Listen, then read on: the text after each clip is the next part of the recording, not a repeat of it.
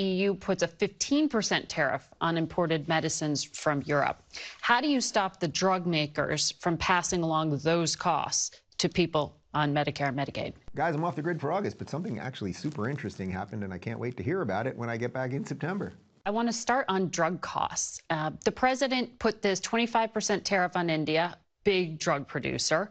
The president's trade deal with the EU puts a 15% tariff on imported medicines from Europe. How do you stop the drug makers from passing along those costs to people on Medicare and Medicaid? Well, the president's letter on Thursday for most favored nation pricing is a good example of that. And he's been working on this tirelessly since the first administration. And just to put this in context for many of the viewers, about 2/3 of bankruptcies in America are caused by healthcare expenses. About 1/3 of people, when they go to the pharmacy, they leave empty-handed. They can't afford the medication. So the president has said, enough global freeloading. We've been covering much of the development costs for new drugs to cure cancer, deal with lots of other illnesses that are life-threatening.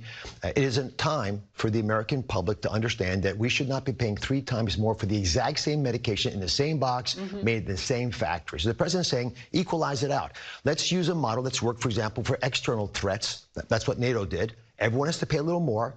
We'll pay extra too, but we won't pay a lot more than everybody else. So they actually have to raise their contributions, in this case to an internal threat, which is illness. We'll pay a little less in America. That way more Americans can afford these medications, and it's a fair system for the entire globe. Is that intended to offset what will be, cuts to Medicaid?